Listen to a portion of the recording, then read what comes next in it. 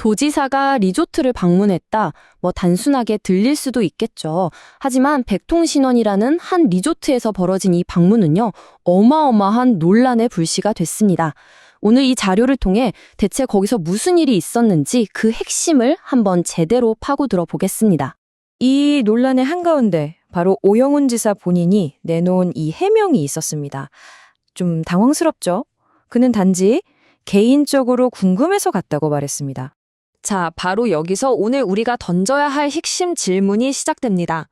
과연 공직자가 개인적인 호기심을 채우려고 공적인 자원, 그러니까 우리의 시간, 인력, 차량 같은 것들을 써도 되는 걸까요? 자, 한번 제대로 들여다보죠. 첫 번째 파트입니다. 지사의 개인적 호기심이라는 해명, 그리고 이 모든 논란을 촉발시킨 바로 그 방문에 대해 자세히 살펴보겠습니다. 아니 도대체 이 방문에 뭐가 그렇게 문제였을까요?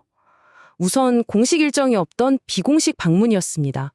그런데도 수많은 고위 공무원들이 따라 나섰죠. 심지어 사업자와의 만남은 1시간 동안 비공개로 진행됐습니다. 비판하는 사람들이 이걸 두고 밀실 행정이라고 지적한 이유가 바로 여기에 있습니다. 네, 이 비밀 방문이 불씨였다면 여기에 기름을 부은 격이 된 게 바로 과도한 의전과 논란의 식사였습니다. 그 논란의 중심으로 들어가 보죠. 지사가 도착하니까 거대한 환영 현수막에 전 직원이 도열해서 그를 맞이했다는 거예요. 개인적 호기심 채우러 간 방문치고는 너무 거창하잖아요.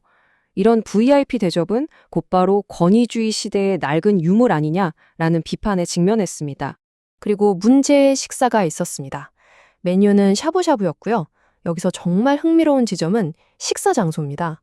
식당이 아니라 영업 신고조차 안 된 VIP 콘도 객실이었다는 거죠. 그럼 결제는요, 언론 보도로 논란이 터지고 나서야 부랴부랴 공식 경비로 처리됐습니다. 이 한 끼 식사 때문에 윤리적 문제뿐만 아니라 법적 위반 가능성까지 제기된 겁니다.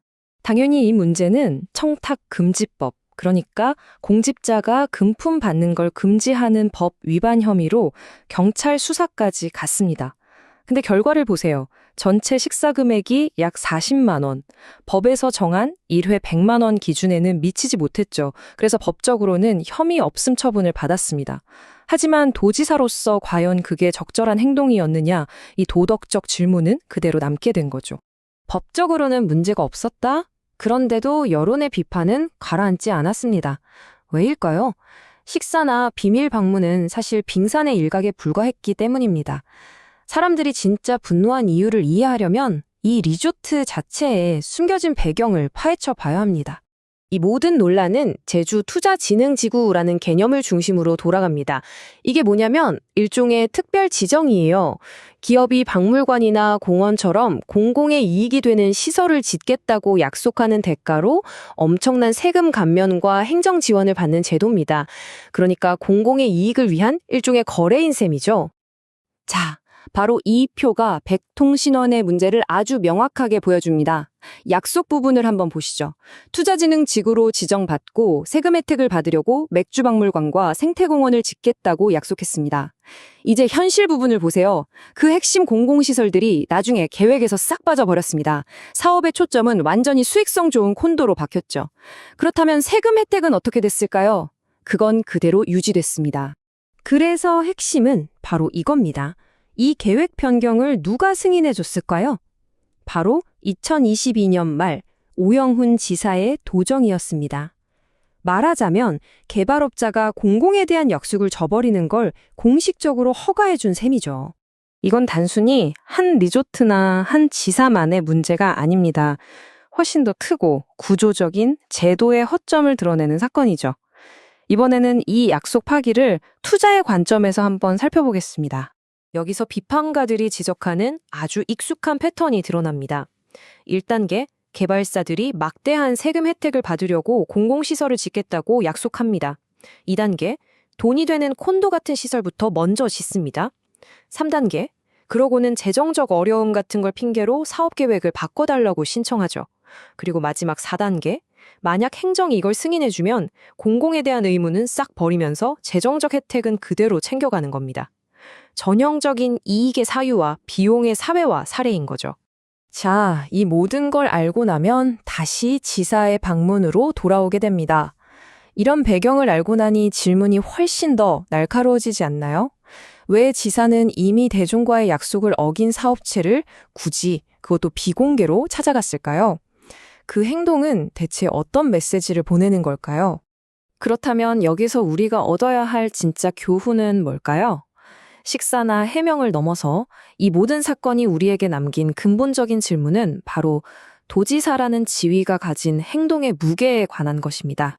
만약 지사가 정말 어떤 사업에 대해 궁금했다면 여기 보시는 것처럼 명확하고 투명하고 솔직히 말해 좀 지루하기까지 한 행정 절차가 있습니다.